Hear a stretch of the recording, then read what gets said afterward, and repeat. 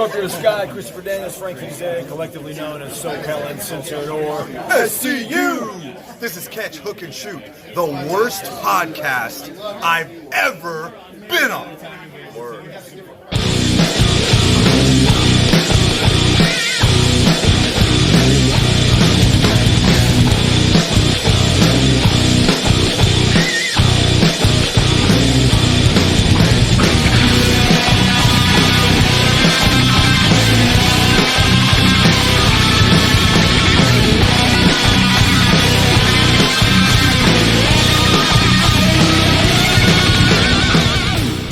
Hey, what's going on, everybody? Welcome to Catch, Hook, and Shoot. Today is Sunday, February the 9th. I want to thank everybody for listening, watching, and subscribing on YouTube, Podbean, Spotify, any place you find your podcast.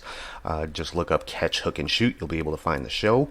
Thank you also for following on social media on all platforms. You can find the show at Catch Hook Shoot. Head over to patreon.com/Catch Hook Shoot for bonus content and prowrestlingtees.com/Catch Hook Shoot for all your t-shirt needs. If you ever want to shoot me an email, it's catchhookshoot@gmail.com for all your questions, comments, anything you might want to say about the show. So let's dive right in this week. A lot of stuff going on in the world of pro wrestling, and we're starting it all off like we always do with our match of the week.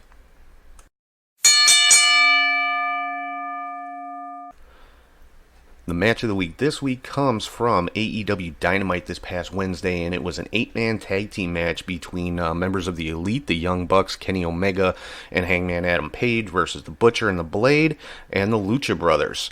I know a lot of people not super high on this match, calling it a spot fest and things like that, but when you got the Bucks and the Lucha Brothers in there, that's kind of to be expected. That's their style. That's what they do. They're high flyers. They do the big aerial spots and things like that. And, I thought the match told a pretty good story. I mean, especially with all of the dissension among the Elite members.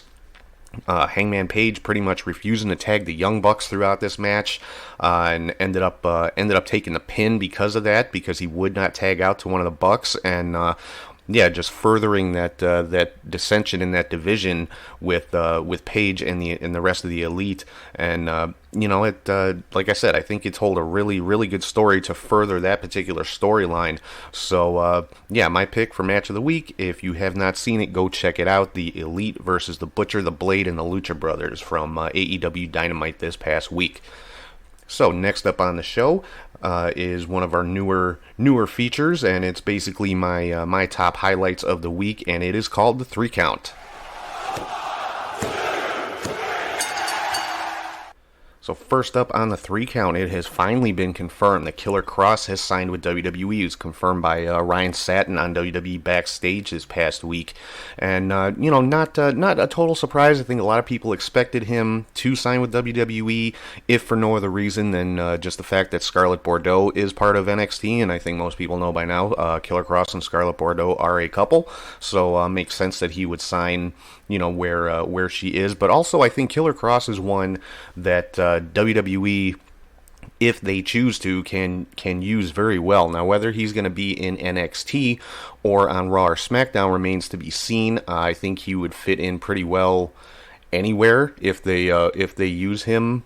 If they use him well, like I said. Now, there was some speculation online about possibly his name changing. I'm pretty sure that's going to happen, especially if he ends up on Raw or SmackDown.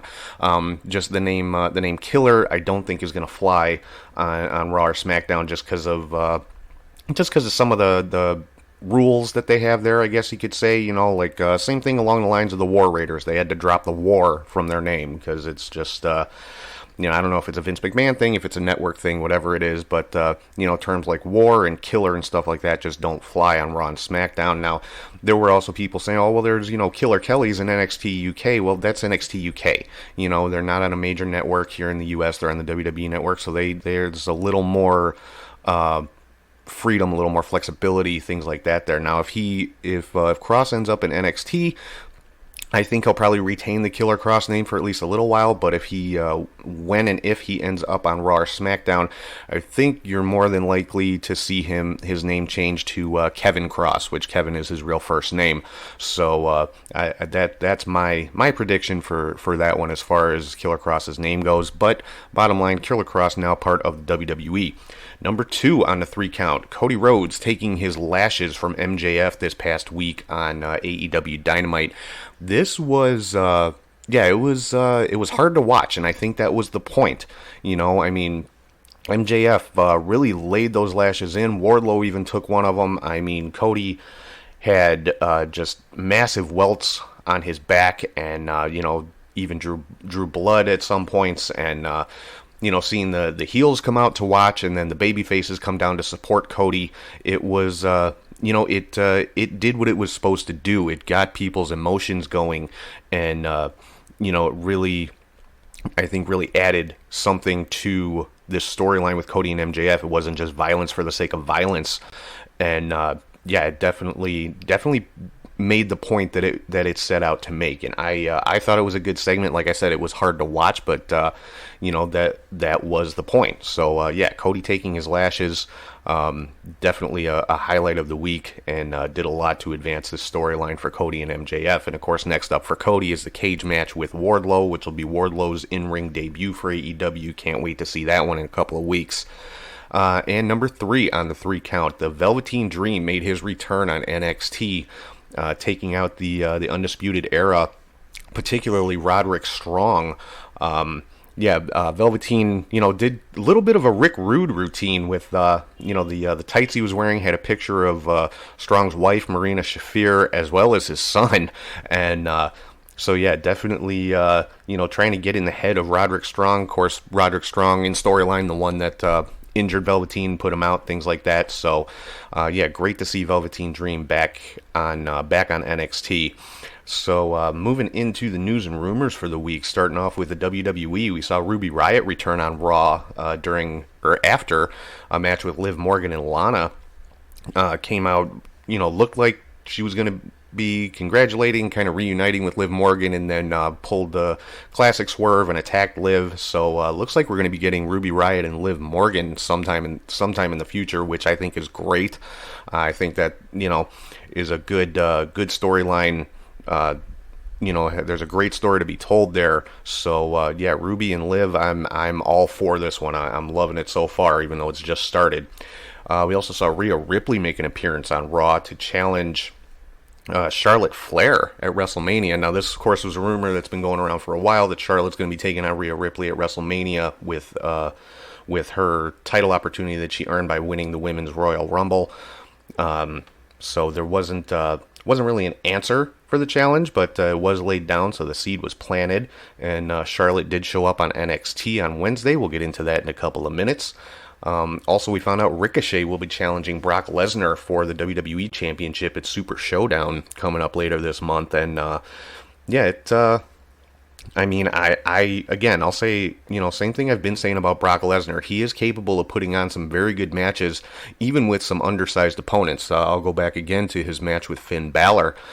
So I think Ricochet and Lesnar can put on a very good match if it's booked that way. Hopefully it's not booked as another 5-second squash match for Lesnar, because those add no value to anything other than to kind of devalue the talent that's getting squashed. So hopefully this is a good match between these two. It definitely has that potential. We also found out this week on Raw, I'm going to be seeing an 8-man tag team match.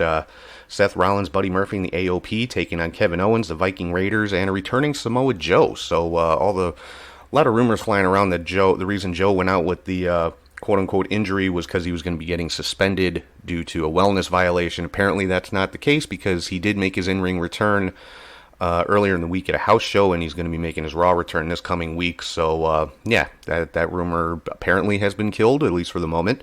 Another rumor floating around out there that Shayna Baszler is going to be making her Raw debut, if not this week, then very soon. The rumored match is Shayna versus Becky Lynch for the Women's Championship at WrestleMania. So if that is true, then I would expect to see Shayna on Raw sooner rather than later. I mean, with more than likely in the next couple of weeks. Moving on to NXT, like I said, we did see Charlotte come out and talking to the NXT crowd, got interrupted by Rhea Ripley and Bianca Belair. Got a beatdown from those two, and still didn't really get an answer as far as the WrestleMania challenge.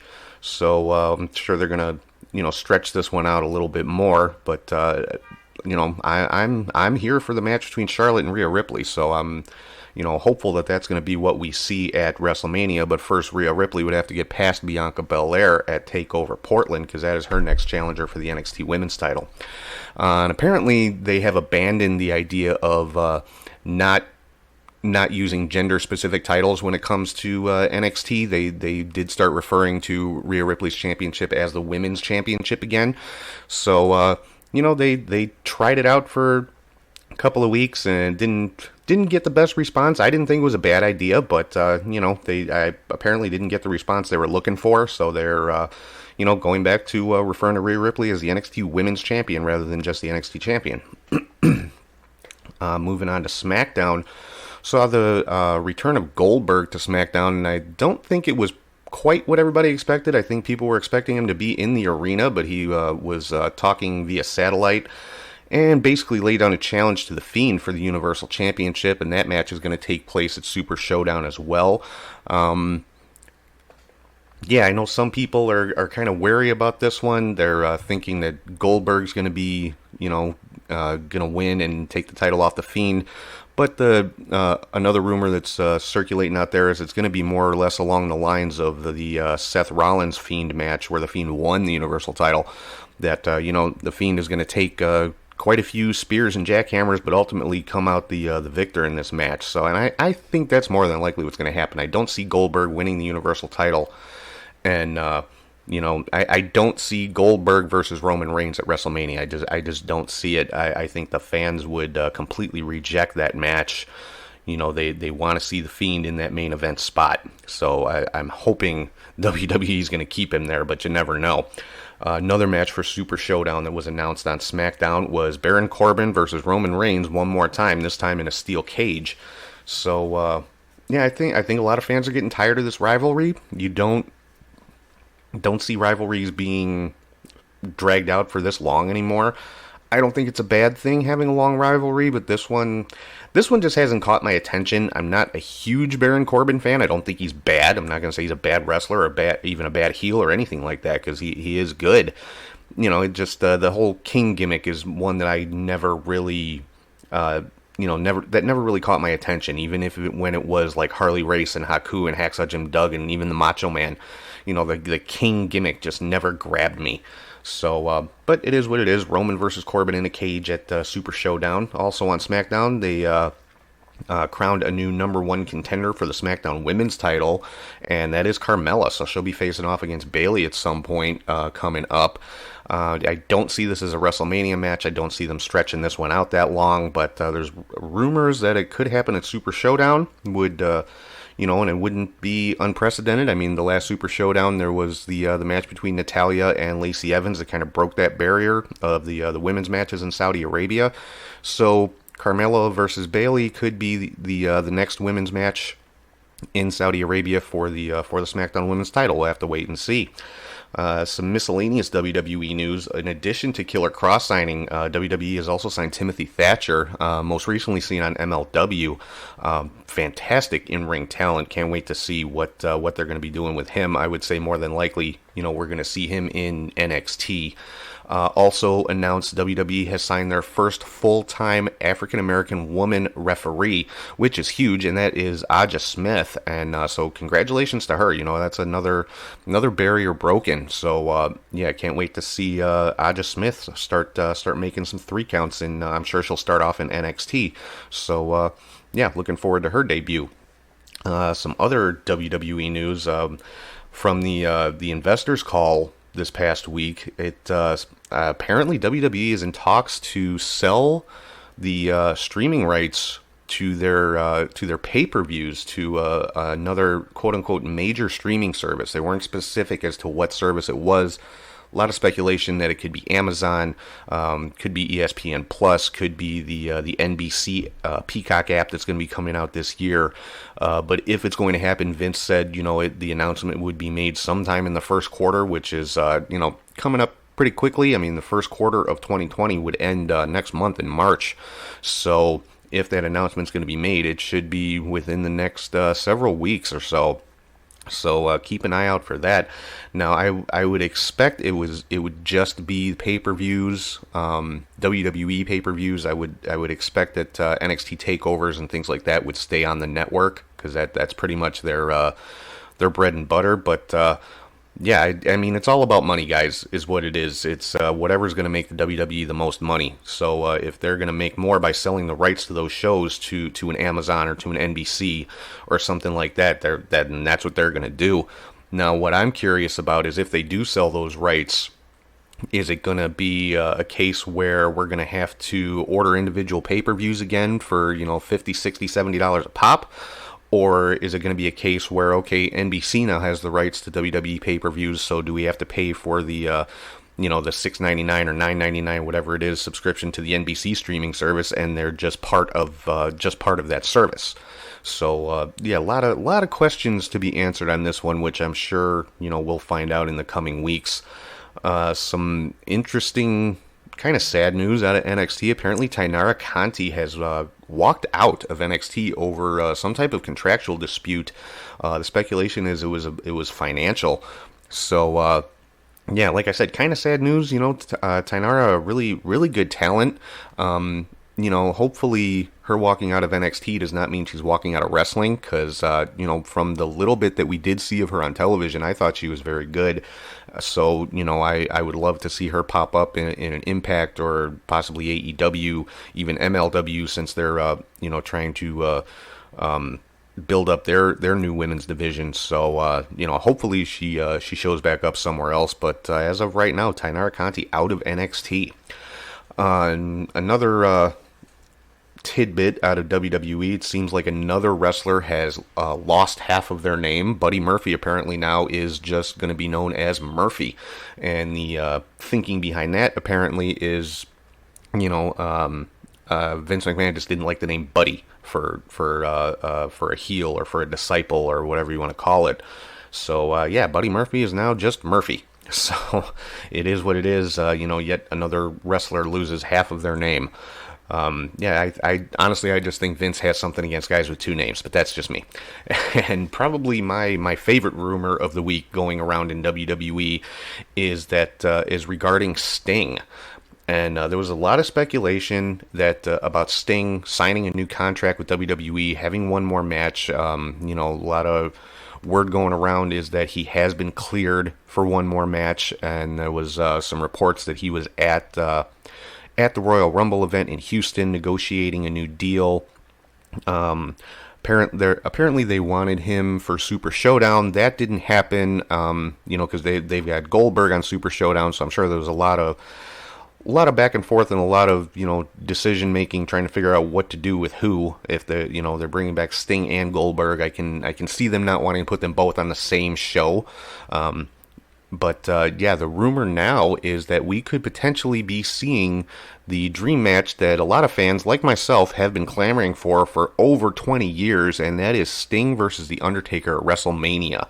Now, this match has been rumored many, many times over the years, and Sting has said himself the only match that he would come out of retirement for is The Undertaker. So, I can't see WWE offering him anything less. At least I hope they didn't. I hope he didn't sign for anything less than that. But a lot of people saying, oh, this match shouldn't happen, they're past their prime. Well, of course they're past their prime. Sting is in his 60s, The Undertaker's in his mid-50s. But it's still Sting and The Undertaker. People are going to pay obscene amounts of money to see this match. And, I'm going to be planted in front of my television and, just enthralled by this, because these are my two all-time favorite professional wrestlers. And, it's the one dream match that has never happened that I have always wanted to see.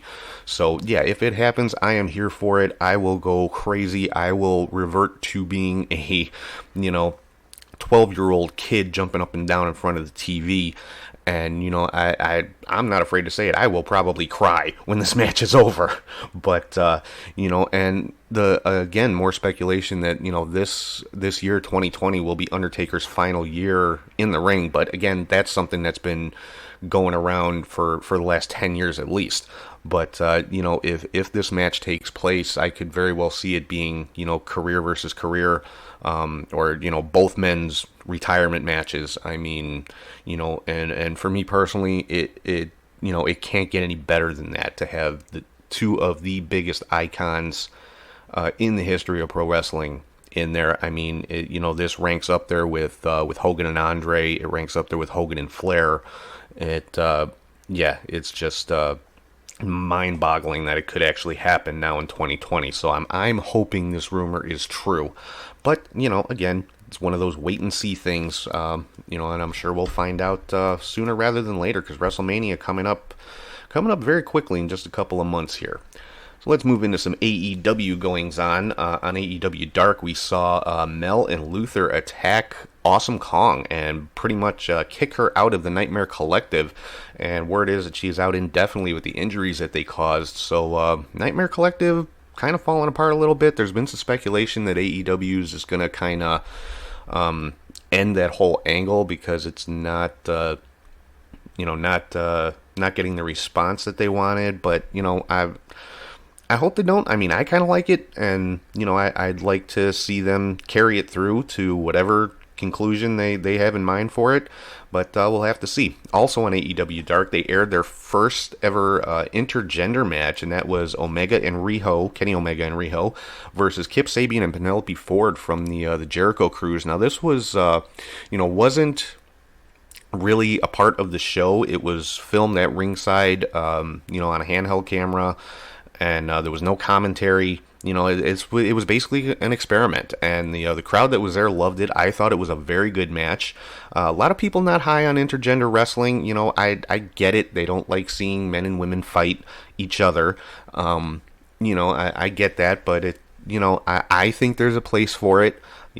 I don't subscribe to the idea, it promotes domestic violence. Well, you know what? Any wrestling match promotes domestic violence. If you say only matches between men and women promote domestic violence, then you're completely discounting the existence of same-sex relationships.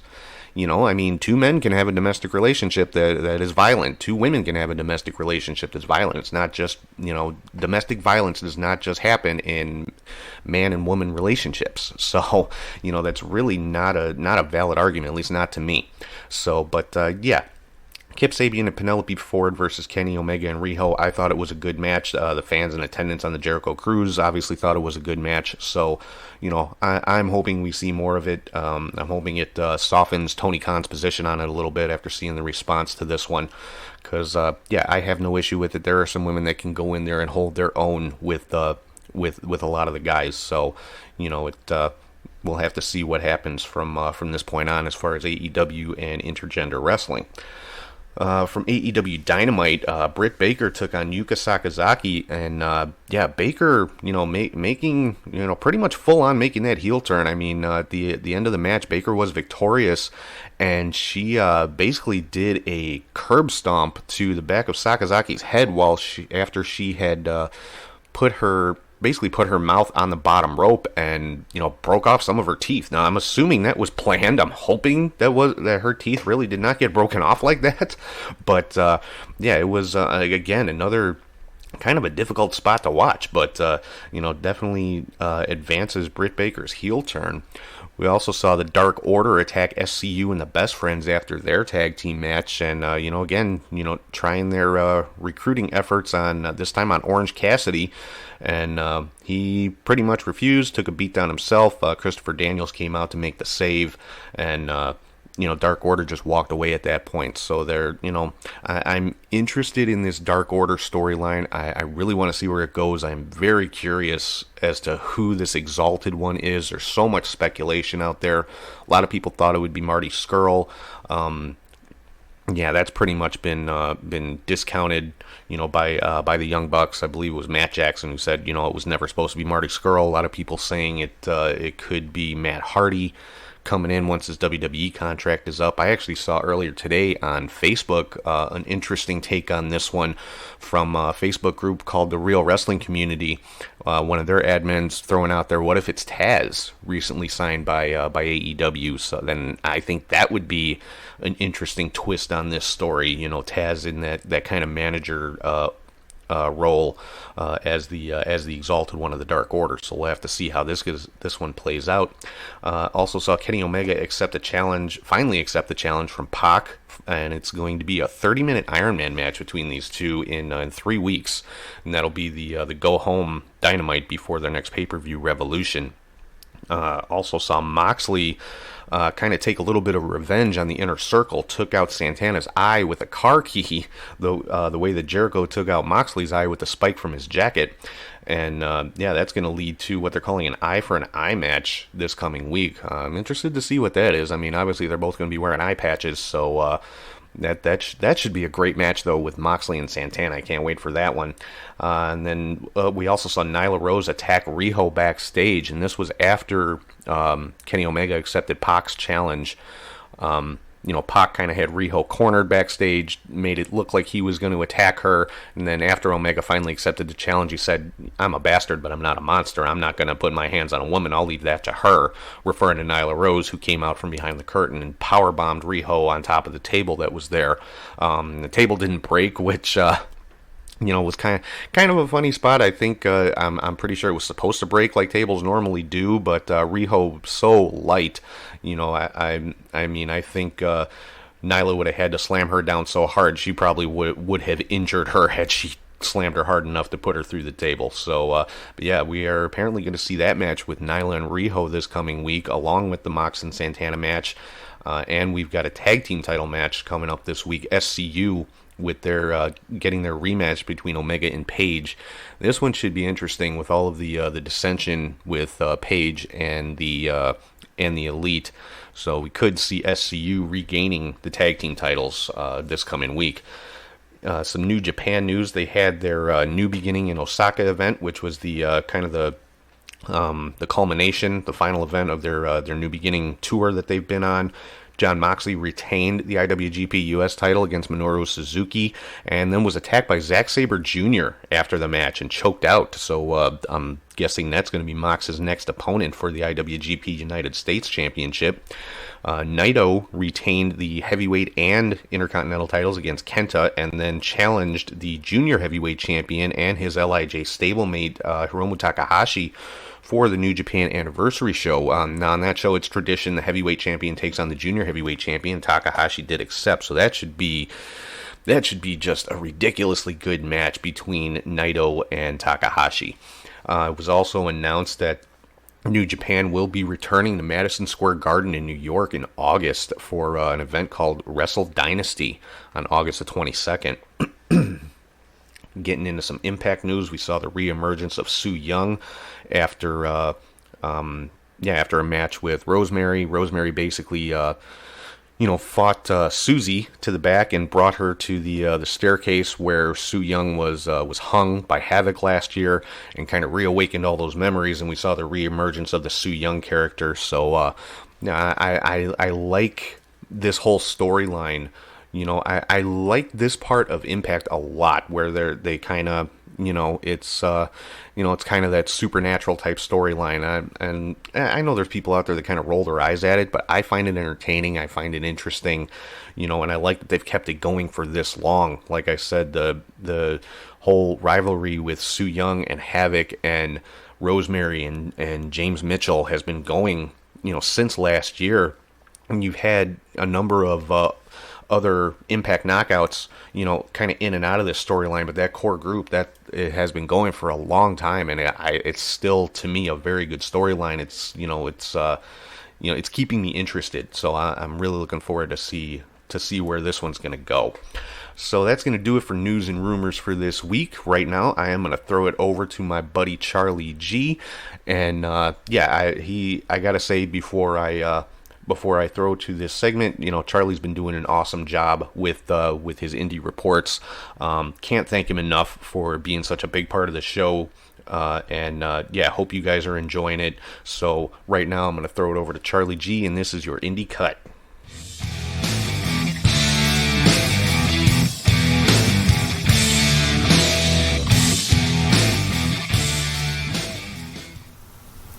Thank you, Tom, for that intro. And hey there, wrestling fans. I am Charlie G with your Indie Cut.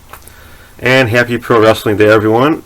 And for you football fans out there, like myself, happy XFL 2 kickoff weekend.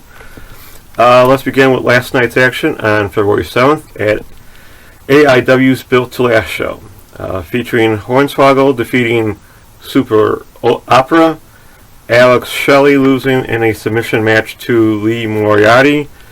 This match was an intense one, even going through the crowd.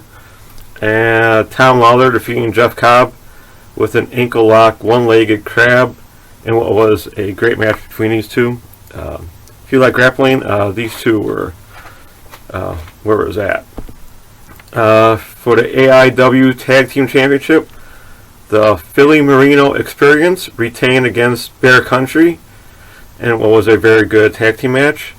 And for the main event, they had a 6-man number 1 contenders match for the AIW Absolute Championship with Dr. Daniel C. Rockingham, Eric Stevens, Joshua Bishop, Mance Warner, Nick Gage, and Wheeler Yuta. This is a great 6-man match. Little of everything, and Bill Alfonso making yet another appearance while his man Matthew Justice was in Japan. He started throwing chairs onto Wes Barkley, who was Joshua Bishop's cornerman, hitting a double stomp in the corner. If you want to look it up on the AIW Twitter page, it is great stuff. Bishop came around to punish Fonzie for a bit, leading Bishop to pick up the win, landing a gut-wrench pile driver on Wheeler Yuta. That is a great move. I haven't seen it before, but it looks very devastating, I must say. After the match, the owner came out saying that the title match between Bishop and champion Matthew Justice will be a no-rope barbed wire match on April 2nd. Yes, you guessed it, during WrestleMania weekend. Just to add to excitement. Now we head over to Freelance Send the Clown Show at a sold-out standing-only Logan Square Auditorium here in Chicago with over 400 people, a new record for Freelance. Congrats to them. As usual, they had a 6-person scramble match with Adius Cougar, Dan the Dad, Elena Black, Gregory Irons, Kobe Durst, Laney Luck, Ricky Shane Page, and Trip Cassidy, with Durst hitting a flying splash on the iron for the win, in a good pace match for the six people. Everyone got at their spot. It wasn't too rushed, wasn't too cheesy, so it was a good match. Next up was Warhorse in his 26th defense of his IWTV Independent Wrestling Championship against Eric Cannon, Isaias Velasquez, and Tony Dempin. With Warhorse landing a top rope double stomp to the back of Dempin's head after he had hit an outside cannonball on Cannon and Velasquez. This was a very cool four-way match. If you can find it, watch it. It was the second match of the night, I might say. In another title match, the Space Pirates retained their Freelance World Tag Team Championships in their 6th defense, defeating the Gymnasty Boys with their tail whip air raid crash. My concern was the outcome. Space Monkey looked to have severely injured his right ankle. I hope he is fine by next weekend to make it to Warrior Wrestling 8, where they will be against the North for the Impact Tag Team Championships. Best of luck, Space Monkey. Then there was Project Monix took on Effie for the Freelance Legacy Championship, which ended in a DQ when Mike Wheeler came out to stop Monix from winning by submission over Effie. Wheeler demanded a title match against Effie and then ran off with the title, holding it hostage till the match is granted. Actually, it was kind of a fun bit. I don't know Mike Wheeler, but he sure is one to be reckoned with. For the main event, for the Freelance World Championship, my favorite, Kylie Ray, took on Robert Anthony with Frank the Ass Clown. Anthony came out with pants Rick Rude would be proud of, as he had Kylie Ray's face all over him. Anthony jumped the bell with a leg drop as Kylie did her normal head-first slide in. As the ref was calling for the bell, Anthony was relentless to Kylie, landing German suplex after German suplex. It kind of looked like a Brock Lesnar or Seth Rollins match in the beginning. Kylie did get some offense in, but Anthony and Frank just kept punishing her, taking away her smile for most of the match. Once Frank was finally kicked out from ringside, carried off by 3 referees, which is actually the funniest bit of the whole match, Kylie was able to get some momentum until once again in a Kylie match, the referee gets knocked out in the corner. Get better referees, man. Anthony and Kylie started fighting out on the floor, thinking he could gain some mean advantage, but it was Kylie actually who got the advantage using the steel barricade, hitting Anthony's back at least 5 times, busting his head open badly, which hit underneath the ring apron. Kylie now was relentless, hitting 3 cannonballs in the corner and a chick kick chair headshot, which was awesome. But somehow Anthony was to get back his momentum and hit 2 Mandalorian drivers, only to be schoolgirled by Kylie for the win to retain her championship. It was a great hard-hitting match, and it was my match of the week. As Kylie tried to enjoy the win, out came Frank to jump her. As both men were about to do more damage, the lights went out, and a masked Craig Mitchell returned to help Kylie and run off the 2 bozos. Both hugged, and the show ended. This was yet another great show by Freelance. The next show is on March 6th. No time or place was announced, or the name of the show, so I'll keep you posted. Time for some recap news from overseas. We begin with RevPro Raw Deal 2020 from February 1st. It featured Giselle Shaw defeating Taya Valkyrie, Dan Maloney defeating Rhino, and for the RevPro Undisputed British Tag Team titles, the Legion with Rampage Brown and the Great O'Karn retained against the Nick of Charlie Carter and Osen Delaney. Their next night, live at the Cockpit 49, where Sons of Volta defeated my buddy Carlos Romo. Come on, Carlos. Taya Valkyrie defeated Chikara, and Mark Haskins defeated Kyle Fletcher. And in the SWE World Heavyweight title match, David Starr retained against Rampage Brown. It's nice to see some of the more known names performing at these shows, and still working with RevPro. Next we go to EVE, reigning after Queendom on the 1st, where the EVE Tag Team Champions, the Medusa Complex of Charlie Evans and Millie McKenzie, retained against Team LLL with Ali James and Clementine. In their main event for the EVE International title, it was a 4-way match with Sami Zayn defeating champion Jamie Hayter, Nina Samuels, and Sky Smith's son to become the new EVE International Champion. Now let's go down to Progress Chapter 102, Bang Tidy from February 2nd, where Mark Andrews defeated Ilya Dragunov. Paul Robinson retained his Progress Produs title against Danny Jones by TKO. Jordan Devlin and Scotty Davis defeated the Anti-Fun Police of Chief Deputy Dunn and Los Federals Santos Jr. to retain their Progress tag titles. For the Progress Women's title, there was a 3-way match with Ginny retaining against Danny Luna and Giselle Shaw.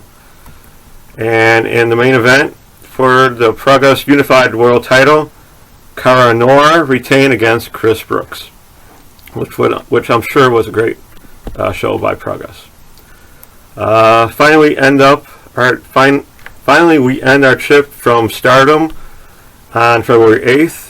There was an Artists of Stardom title match, which is their 6 women tag titles, where Donna Del Mondo defeated the Queen's Quest to become the new champions. And a little bit of fun news.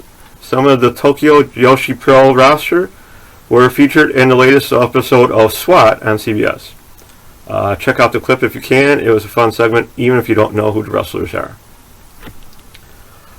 Next week, I will recap some AAA action from tonight's show, February 8th, and maybe even some from the CZW show, along with some other news or shows that pique my interest.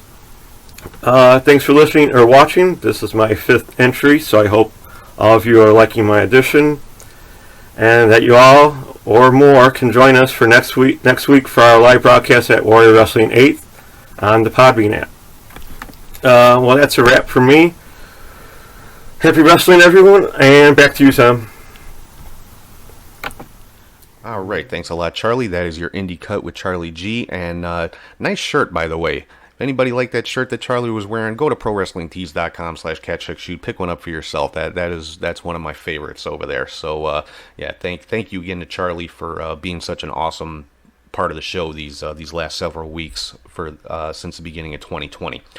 So moving into the next segment of the show, last week this was kind of a fun segment. This week not so much. It's basically just calling out the some of the jerks on the internet wrestling community, and you know what I'm talking about. This is the Troll of the Week.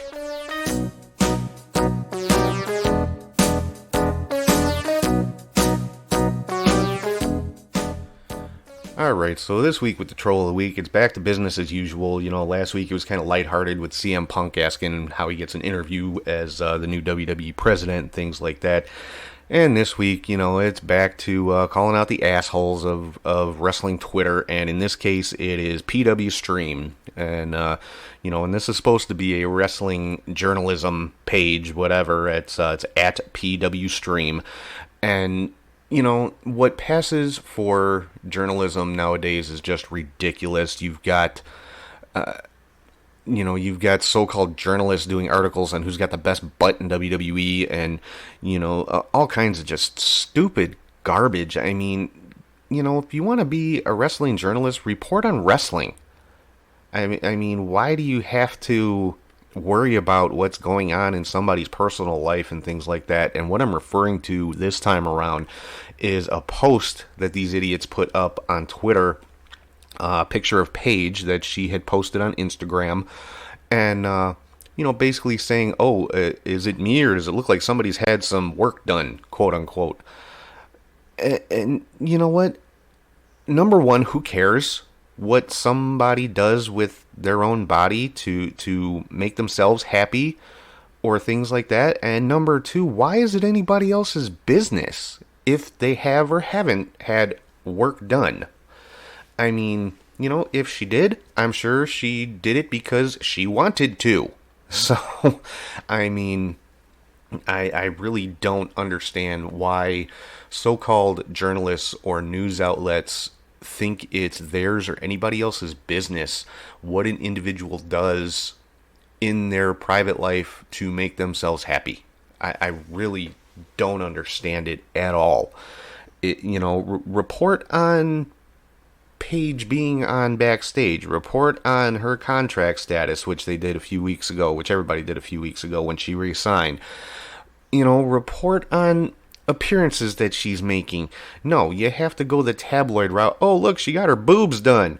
Who cares? Why is it anybody's business? It's not my business. It's not PW Stream's business.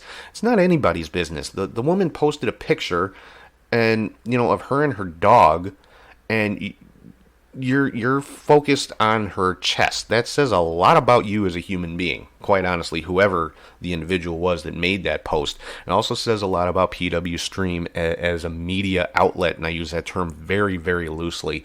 You know, whether somebody's a private individual, a celebrity, whatever it might be, their personal life is exactly that. It's personal. It's not anybody's business. And don't come at me with the excuse, oh, she was wearing a low-cut revealing shirt. Again, who cares? Why is it anybody's business how somebody dresses, let alone, what they do with their own body? I mean, come on. This is 2020, guys.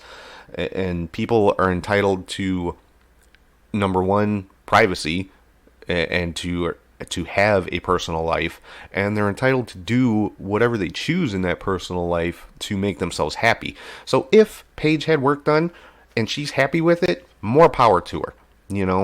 I mean, it's not my place or somebody else's place or PW Stream's place to judge or point it out or anything like that. And, they tried to backpedal and say, oh, I was just asking a question. Screw you. No, you weren't. You weren't asking a freaking question. You were pointing something out and waiting for the response. It's called clickbait. It's exactly what you did. So at least own it. At least have that much integrity to own it and say, yeah, you know what? We wanted to get a reaction out of this, because that's what happened. And so many idiots commenting on this. I mean, there was, one person, which I'll be nice and I won't put her Twitter handle out there, but basically saying, oh, she, more or less saying that because of this she's not a fan of Paige anymore. And I'm sorry, that is literally the stupidest thing I've ever heard. You're not a fan of somebody because they had some type of cosmetic surgery. Then you weren't a fan of theirs to begin with. Hate to tell you. I mean, yeah, the actual tweet, looking at it here on my phone, they put up an old picture of Paige next to the Instagram picture. And it says, who she once was, who she is now. So sad. Looks like a totally different person from the natural, rebel, beautiful girl that conquered NXT and main roster once, and our hearts. Once my favorite female wrestler. You know what? You're a liar. First of all, she was never your favorite if her, getting some quote-unquote work done makes you not a fan of hers anymore. She was never your favorite wrestler, so you're just a straight-up liar. But, yeah, that's my one big pet peeve, is people who think they have a right to be judgmental and things like that towards total strangers. I mean, this is the bad side of social media. Yeah, it gives everybody a voice, but a very small, loud, vocal minority uses that voice to just shit on everything and everyone around them without consequence, because they know they can get away with it because they're hiding behind a keyboard. So, yeah, that's this week's Troll of the Week. PW Stream for their just stupid, classless post about Paige. And do better. You want to call yourself a journalist or a media outlet, then have some kind of journalistic integrity, because this ain't it. I'll tell you that much right now. So that's the Troll of the Week for this week. So let's get into something a little more upbeat, a little happier, a little more fun, and I am talking about the Fantasy Booker.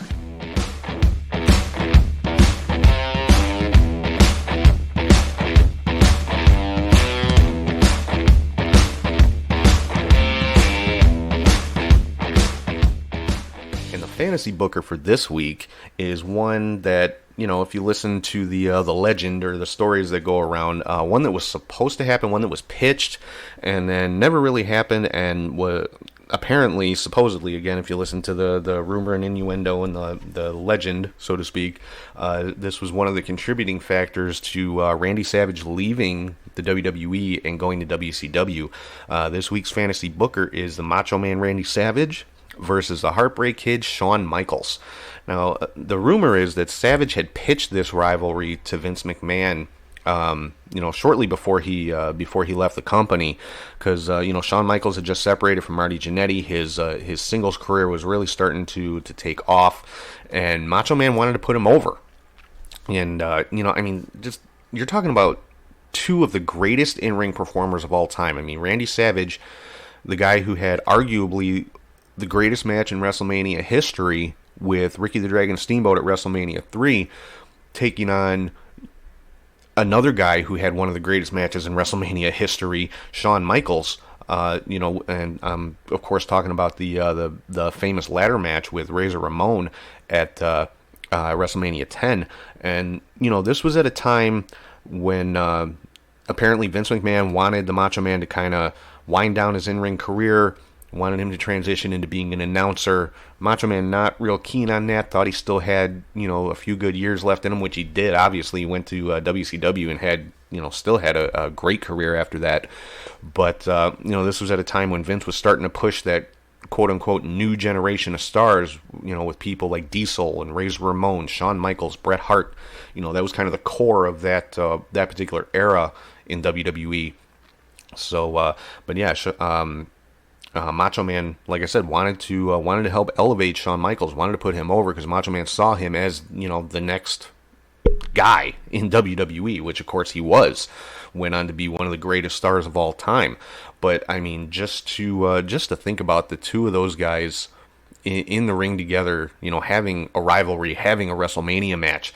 I mean, my God, that realistically could have been the greatest match of all time if it had ever happened. And it's fun to think about it, but it's also disappointing. It's like, man, that it realistically could have happened at that time, and just never got off the ground. Apparently, Vince didn't go for it, and that was one of supposedly the contributing factors to Macho Man showing up in WCW shortly thereafter. But yeah, just sit back and think about that one. Play that one out in your head. Macho Man Randy Savage versus Shawn Michaels. Yeah, again, I say this all the time about this fantasy booker segment, but what could have been? Like I said, could easily have been the greatest match of all time with these two guys in there. So that's the fantasy booker. Hope you guys are enjoying this particular segment, because I'm having fun putting it together. I love just playing out wrestling matches in my head, just using my imagination, like, oh, it would be so cool to see this guy versus this guy, whether it's from different eras or different companies, just matches that have never happened, or even if they have happened, like Sting's fought The Undertaker before, but it was in WCW before Mark Calloway was The Undertaker. It was Mean Mark Callis versus Sting, and, both of them still very, very young at that point. And just, yes, the two individuals, Steve Borden and Mark Calloway, have had a match before, but Sting and The Undertaker have never been in the ring together. That's the kind of things that I'm talking about with the fantasy booker. So, like I said, hope you guys are enjoying it. I'm enjoying putting it together. It is a lot of fun just to get to kind of, sit back and imagine these things, and, like I said, it's fun at the same time. It can be very disappointing, but, it is what it is. I'm enjoying it. I hope you guys are too. So, moving into my last segment, whatever you want to call it this week, and that is the weekly hot take.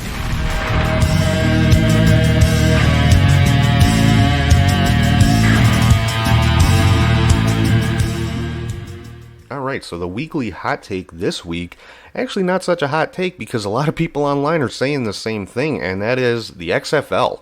I don't know how many of you guys actually checked out some of the games this weekend. Like I said, I'm recording this on Sunday afternoon, so there's some more games going on right now, but I watched both games yesterday on Saturday, and the XFL is good. I mean, it is good quality football. The rule changes are not so extreme that it's, some kind of bastardized version of the NFL. The rule changes make sense. They do make the game go a little quicker. They make certain aspects of the game a little more exciting. And, I'm here for it. I'm liking it so far. It's not, the sports entertainment version of football that we saw in the first iteration of the XFL a number of years ago. This is, I think it's to be taken seriously. I found it very entertaining. I thought the games were good.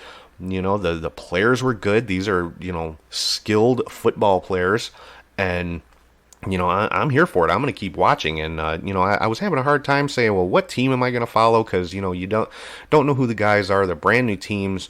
I live in Chicago. There's no Chicago team, and I know they put out that little graphic of the U.S. map, and the region that should be that, if you live in this city, then this is your region. This is the team you should follow. Well, I'm sorry. I'm from Chicago. I cannot, in good conscience, support a team from St. Louis. I'm sorry, the Battlehawks are not my team. Maybe that's like asking me to support the Cardinals. Can't do it.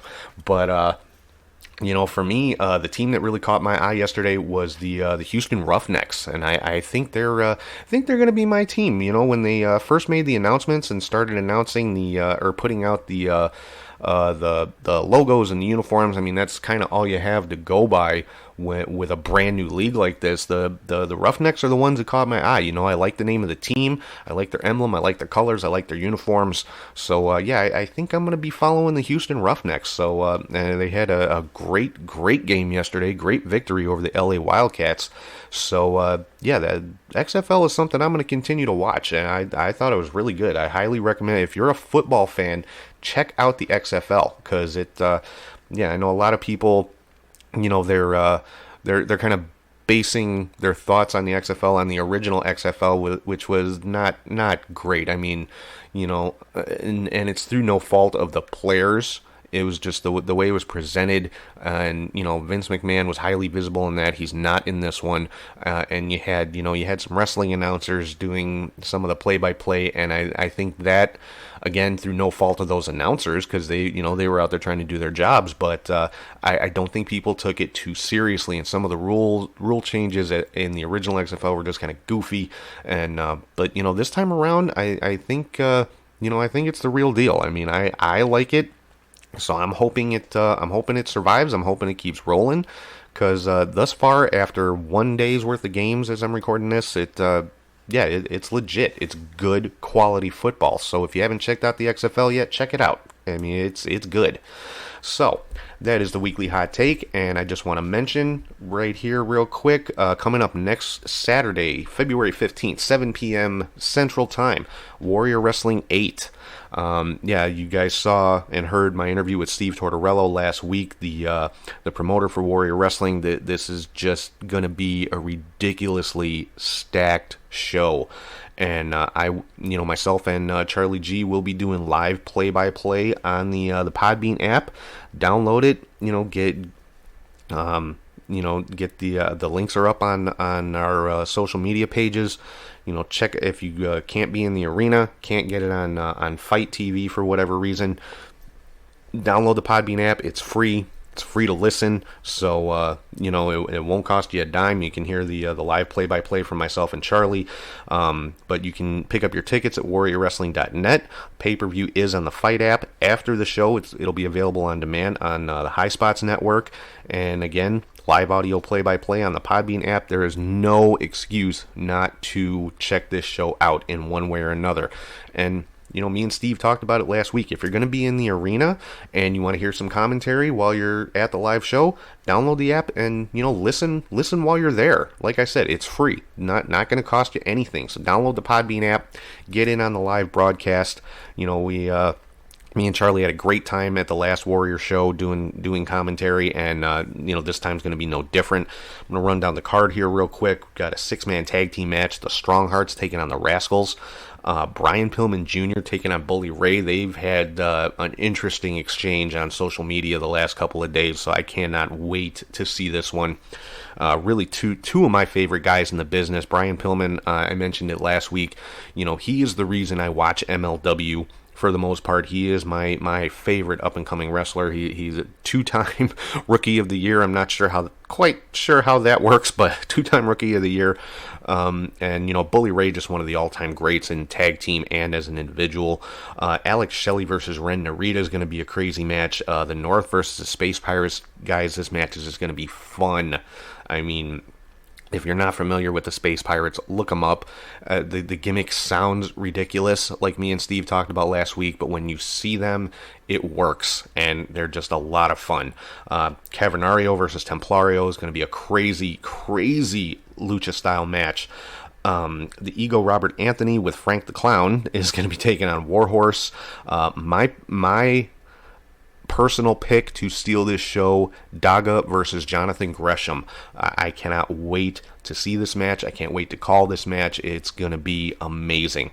Then the main events on this show for the Warrior Wrestling women's title and men's title, we've got 2 War of Attrition matches. Now, if you don't know what a War of Attrition match is, it's an 8-person match. Starts off as an 8-person tag, 4-on-4. Losing team is eliminated. The team that's left splits into 2 standard tag teams for a 2-on-2 match, and for the second fall. After the second fall, the losing team is eliminated again. The winning team goes 1-on-1 for the championship. So the 8 competitors for the women's War of Attrition match for the Warrior Wrestling women's title are the champion Tessa Blanchard, Ray Lynn, Taya Valkyrie, Kylie Ray, Big Swole, Tasha Steeles, Madison Rain, and Britt Baker. This is just crazy, the amount of talent in this match and the promotions that are represented. I mean, you've got AEW, Impact, NWA, Independence with Kylie Ray, Wow Women of Wrestling with Ray Lynn, and Tessa Blanchard, of course, the not just the Warrior Wrestling Women's Champion, but the Impact World Champion. So this match is going to be just crazy. And then for the Warrior Wrestling Men's Championship, we are guaranteed a new champion. Right now, the current Warrior Wrestling Champion is Brian Cage. Of course, with the bicep injury he's got right now, he had surgery last week. He's out for at least a couple of months. So he will be relinquishing the title and presenting the championship to the winner of this War of Attrition match. And the participants in this are Andrew Everett, Alex Zane, Black Taurus, Aramis, Sam Adonis, Michael Elgin, Lance Archer. And if that wasn't enough, in the 8th spot, Cage gets to pick his own replacement from all of the talent that's on the show that night. And it could be literally anybody. I mentioned to Steve last week, what if he decides to choose the winner of the women's War of Attrition match and, could end up with a double champion for Warrior Wrestling. Who knows? Anything is possible. He could pick literally anybody on the card. Brian Pillman Jr., Gresham, one of the Rascals, one of the Stronghearts. He could pick Space Monkey from the Space Pirates. Who knows? We could see a monkey as the Warrior Wrestling champion. So anything literally can happen in this event. And same rules. Starts off 4-on-4, then 2-on-2, then 1-on-1. A 3-fall match, and we are guaranteed a brand new Warrior Wrestling champion. So I cannot wait to call this event next week. Like I said, go to warriorwrestling.net, get your tickets. The VIP Fan Fest before the show starts at 5 p.m. And you have an opportunity to meet every single wrestler on the show, get their autograph, get a picture. I'll be there recording content for the show. There'll be other podcasts there. There'll be vendors there selling the vendors that they have sell some cool merchandise, from action figures to title belts. A lot of cool stuff. I mean, come out and check it out. If you're in the Chicago area, if you're going to be in the Chicago area, go to warriorwrestling.net, get yourself a ticket, get out to the show. It is one of the best times you will ever have as a wrestling fan. And, it's Valentine's Day weekend. If your significant other is a wrestling fan, this is the perfect gift. And it's not going to break the bank. Warrior Wrestling prices for their tickets and for their Fan Fest are unbeatable. They really are. The Fan Fest is $100, but you get to meet 40 wrestlers and, 40 top wrestling stars. I mean, it's worth every penny. So, like I said, get to warriorwrestling.net for your tickets. If you're not in Chicago, you want to check out the event, it'll be on the Fight app, and then afterwards it'll be on demand on the High Spots Network. And, if you're not near a TV, not in Chicago, can't get to the event, download the Podbean app, 100% free. Listen to the live audio play-by-play, or even if you are in the arena, as I mentioned before, and you want to hear some commentary while you're watching it live, get the Podbean app, pop your headphones in, listen to me and Charlie G calling all the action. It's going to be a great time. So with that, I'm going to sign off for today, and like I always have been saying since the beginning of this year, guys, pay attention to the people that are close to you. Let the people that are important to you know how important they are. Show them how important they are. Don't let a day go by without saying or doing something to let them know what they mean to you. And let go of your pride. Say I'm sorry. Say I love you. Forgive people their imperfections, and just enjoy and cherish the people that are important to you. That's the that's the message I want to leave everybody with. Pretty much that's pretty much going to be my message every week, ending this show. And I have my reasons for this new ending that I've been doing the last several weeks, and I won't get into all that, but just like I said, let the people that are important to you know how important they are. Tell them, show them, and yeah, that's pretty much it. So with that, I'm going to sign off for right now. Hope everybody has a great week. Make sure you check out Warrior Wrestling next Saturday, and I will talk to you guys soon.